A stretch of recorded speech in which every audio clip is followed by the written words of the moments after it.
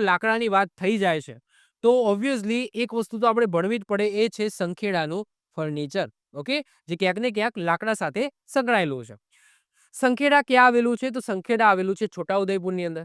સંખેડાની અંદર જે ફર્નિચર બનાવવામાં આવે છે, જેની અંદર લાકડાનો ઉપયોગ થાય છે, એ લાકડું છે વલસાડી સાગ.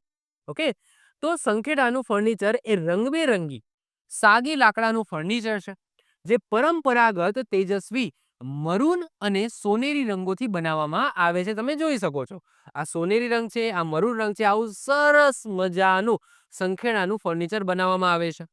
તો બહુ ફેમસ છે. ઓકે, દેશ વિદેશોની અંદર પણ ફેમસ છે. આ ફર્નિચર માત્ર સંખેડા ખાતે જ બનાવવામાં આવતું હોય એટલા માટે આને સંખેડાનું ફર્નિચર કહેવામાં આવે છે.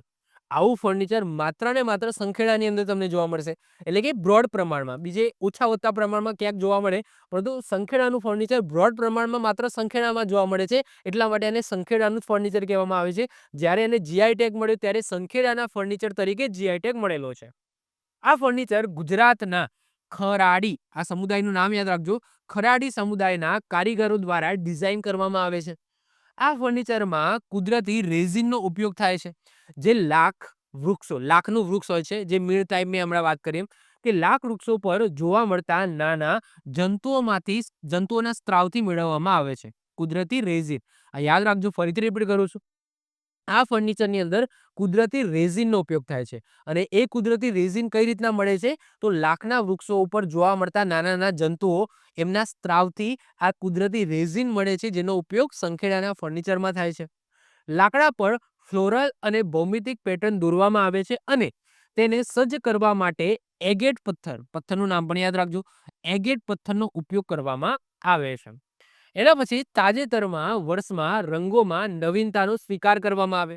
પહેલા તમને બે જ કલર જોવા મળશે, એક મરૂન, એક સોનેરી.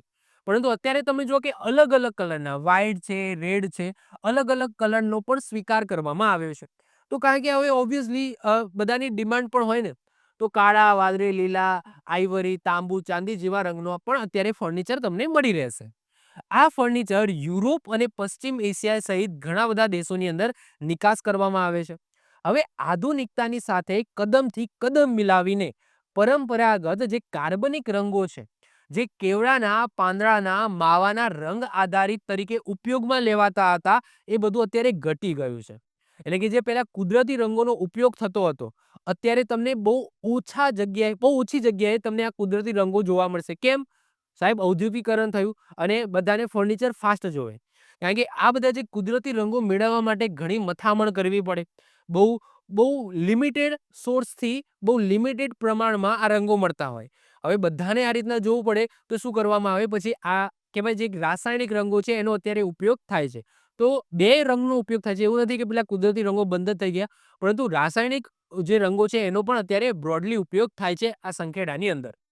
તો કેવડાના પાંદડાનો માવાનો રંગ આધાર તરીકે ઉપયોગ કરવાને બદલે રાસાયણિક રંગોનો ઉપયોગ કરી ઘણા રંગોમાં ફર્નિચર બનાવવામાં આવે છે. જો કે ક્લાયના વરખની ભાત સાથે જે પારદર્શક લાખનું આવરણ છે, આ જે મૂળભૂત કળા છે એ હજુ પણ જળવાઈ રહે છે. આનો હજુ ઓપ્શન એમને નથી કાઢ્યો, પરંતુ આ જે રંગો, જે કુદરતી રંગોથી પહેલા જે કરવામાં આવતું હતું, એનો ઓપ્શન એમણે રાસાયણિક રંગોથી કાઢી દીધો છે. પરંતુ આજે હજુ પણ આ જે પારદર્શક લાખનું જે આવરણ તમને જોવા મળશે જે ફર્નિચર ઉપર, એ હજુ પણ એજ ઇટ ઇઝ, એટલે કે મૂળભૂત પરંપરાગત જે પદ્ધતિ છે હજુ પણ ચાલુ છે, જેને અકીક વડે શું કરવામાં આવે છે? પોલિશ કરવામાં આવે છે. અને આ પારદર્શક લાખનું આવરણ છે એને પાછળથી અકીક વડે પોલિશ કરવામાં આવે છે. સંખેડાના ફર્નિચર અને એના લોગોને શું મળેલું છે? જીઆઈ ટેગ મળેલો છે. આવી જ રીતના ઓછા સમયની અંદર મહત્વપૂર્ણ નોલેજ મેળવવા માટે અને મને સપોર્ટ કરવા માટે આજે જ આપણી યુટ્યુબ ચેનલ ટીચિંગ કિશન ક્લિપને સબસ્ક્રાઇબ કરો.